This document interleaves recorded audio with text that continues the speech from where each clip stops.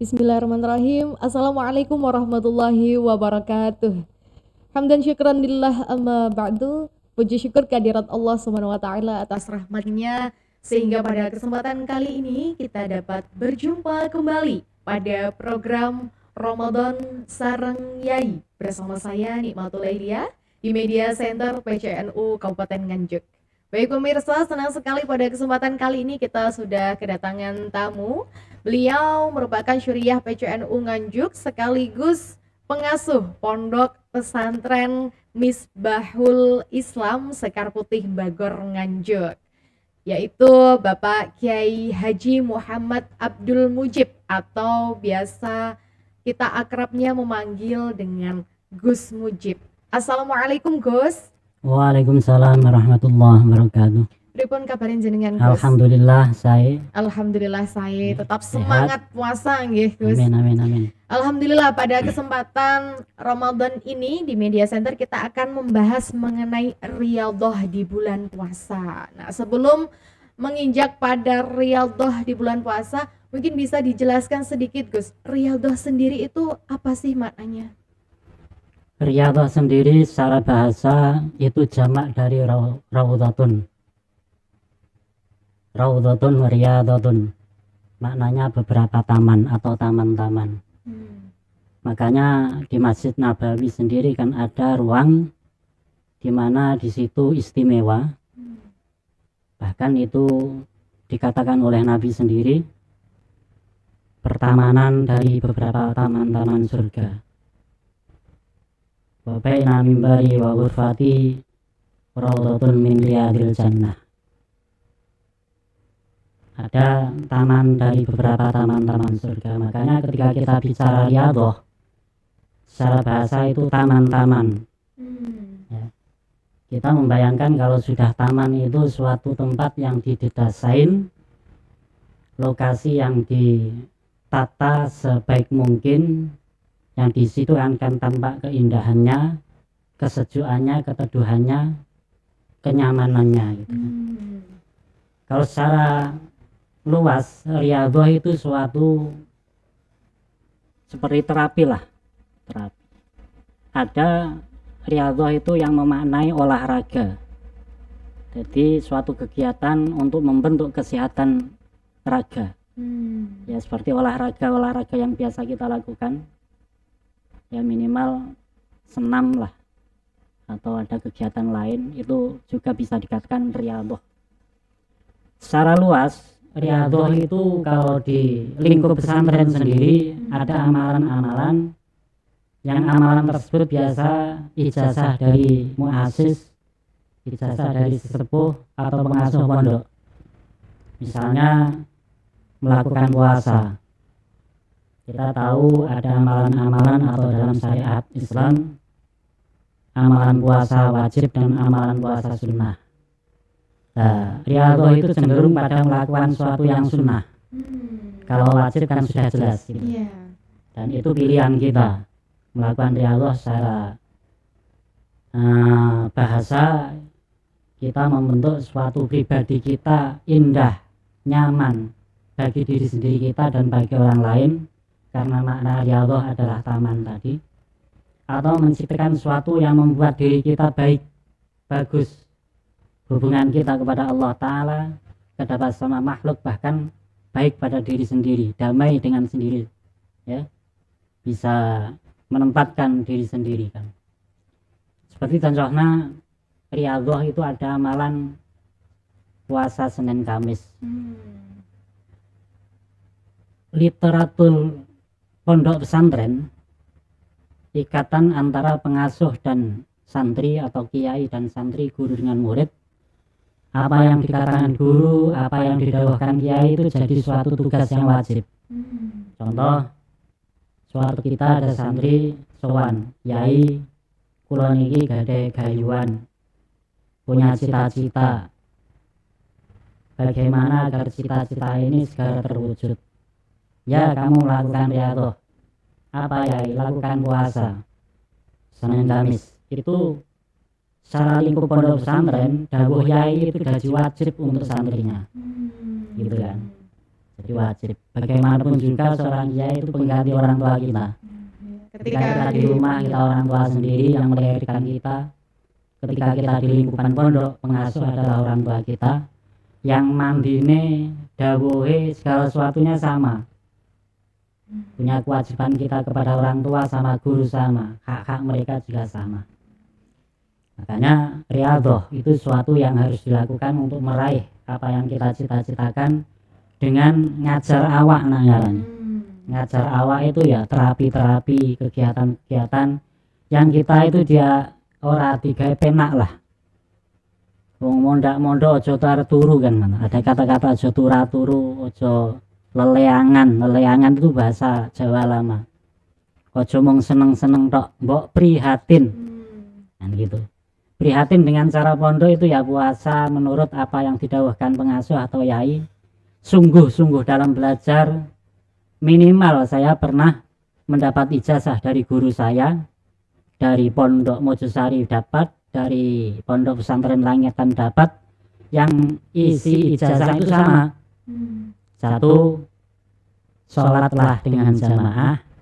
Kedua, sebisa mungkin jangan meninggalkan ngaji dengan yai atau pengasuh pondok. Ini kan sudah riyadhah. Bahwa riyadhah itu ngajar awak lah. Ketika usia remaja, usianya anak-anak bermain, usia ketika kita harus memburu kesenangan, kita dihadapkan pada suatu kondisi yang harus sungguh-sungguh dalam belajar, sungguh-sungguh dalam mentaati peraturan, sungguh-sungguh dalam menjalankan apa yang diperintahkan oleh guru, dan itu semua lingkup dalam riyadhah. Jadi secara luas ya riyadhah itu ya apa ya, sojo golek penake tok lah, berakit-rakit. Nah, apa itu berakit-rakit dahulu, berenang-renang kemudian, bersakit-sakit dahulu, bersenang-senang kemudian. Inti dari riyadhah itu. Oke, riyadhah. Lalu riyadhah kaitannya dengan puasa itu apa ya? Apakah bisa disebut dengan amaliyah lain selain amaliyah wajib yang kita lakukan pada bulan Ramadan alias puasa? Gini, puasa itu puncak dari semua ibadah. Puncak dari semua ibadah. Saya bisa menyatakan itu karena dalam puasa kita harus menahan diri selama mulai masuk waktu subuh sampai masuk waktu maghrib. Kita tahu bahwa puasa itu hanya meninggalkan makan dan minum, tidak. Kita harus meninggalkan sesuatu yang membatalkan ibadah puasa kita, juga meninggalkan segala hal yang membatalkan pahala dari puasa, dan berusaha sebaik mungkin agar puasa ini punya nilai di mata Allah Ta'ala, di mata kita sendiri dan di mata orang lain. Artinya tujuan dari puasa sudah disebutkan dalam Al-Quran, la'allakum tattaqun. Itu riyadhah puncak kita adalah la'allakum tattaqun, bisa menciptakan, membuat diri kita itu takwa kepada Allah Ta'ala. Dengan apa? Meninggalkan semua itu adalah apa yang kita inginkan. Tidak ada orang yang tidak mau makan, semua mau makan. Tidak ada orang yang tidak mau minum, semua mau minum. Bahkan di dalam situ tidak ada suatu dalam rumah tangga, dalam artian suami istri itu ada larangan untuk menggauli istrinya atau berhubungan suami istri dalam waktu Ramadan. Itu semua akan meruncing, ujung-ujungnya adalah menahan diri dari nafsu, meninggalkan sesuatu yang membatalkan puasa, juga meninggalkan sesuatu yang membatalkan pahala, juga meninggalkan yang di situ tergeraknya nafsu, keinginan hati. Nah, makanya dalam kaidah bahasa as-saumu imsakun, menahan diri. Nah, menahan diri itu termasuk riyadhah tadi. Riyadhah itu satu bagian dari puasa, satu bagian dari ketakwaan, karena kita dilatih untuk tidak memenuhi semua apa yang kita inginkan, dilatih orang ladeni opo sing dadi karepe kepinginane ati kan. Menahan Itu hawa intinya nafsu. melawan hawa nafsu, meninggalkan semua yang jadi keinginan. Puncak dari ibadah adalah itu, la'allakum tattaqun. Lalu gini Gus, tadi kan jenengan sudah bilang apa ya, salah satu amalan-amalan atau riadoh ketika di pondok pesantren kita itu harus prihatin. Nah, kalau di pondok sendiri apakah ada bedanya ini ketika yang mondok dengan yang di rumah? Kan pastinya nggak semua ini apa ya, orang-orang ini mondok atau mungkin apa ya, anak muda seperti saya kan nggak semuanya mondok. Apakah di pondok dengan tidak ini apakah ada bedanya? Lalu kalau misalkan kita mengamalkan riadoh itu bagaimana dengan yang di pondok dan juga yang tidak mondok? Ya, yang jelas suasana rumah dengan pondok itu beda banget. Kalau di rumah kita ada orang tua, keluhan ketika kita sakit, kita butuh sesuatu, kita langsung ke orang tua kita. Kalau kita di pondok, mengadu kepada siapa kita, mengeluh kepada siapa kita, ada hanya teman. Malah kadang kalau kita sambat kepada teman-teman sendiri punya masalah, Akhirnya teman adu sendiri nasib. sudah susah. Adu nasib, Adu Gus. nasib. Sambat atau matur atau kita berkeluh kesah pada pengasuh ya tidak sopan lah. Begitu sibuknya pengasuh pondok, muasis pondok, para yai sibuk mengurus yang lain, kita nggak sampai hati atau bukan tempatnya untuk mengadu suatu hal yang remeh. Pertama. Kedua, suasana rumah itu nggak ada tekanan-tekanan, nggak ada aturan-aturan seperti di pondok. Di rumah kita keluar kemana saja tanpa izin. Yang penting orang tua tahu. Kapan kita pulang dari perpergian nggak ada aturan yang membatasi. Beda dengan pondok, keluar dari pondok harus ada izin, harus ada surat yang ditandatangan oleh pengurus, ada aturan-aturan yang harus kita jaga, harus kita hormati, dan lain sebagainya, yang tujuannya bahwa kita dituntut untuk mandiri. Tidak ada orang tua kita berkeluh kesah, ranek wong tua sing awake dhewe wadul, butuh apa-apa ya awake dhewe umbah-umbah dhewe, masak dhewe, kita mau memasak sendiri, cuci baju sendiri, mempersiapkan semuanya sendiri, itu kemandirian. Dan itu ya salah satu dari tujuan asrama atau pondok pesantren itu, untuk kita jadi mandiri. Bagaimanapun juga kita setelah pulang dari pondok adalah akan berbaur dengan masyarakat. Jangan sampai kita di masyarakat itu jadi beban, tapi bisalah jadi orang yang menolong orang lain. Itu perbedaannya. Ya. Nah, kalau mungkin boleh kasih tips ini, Gus.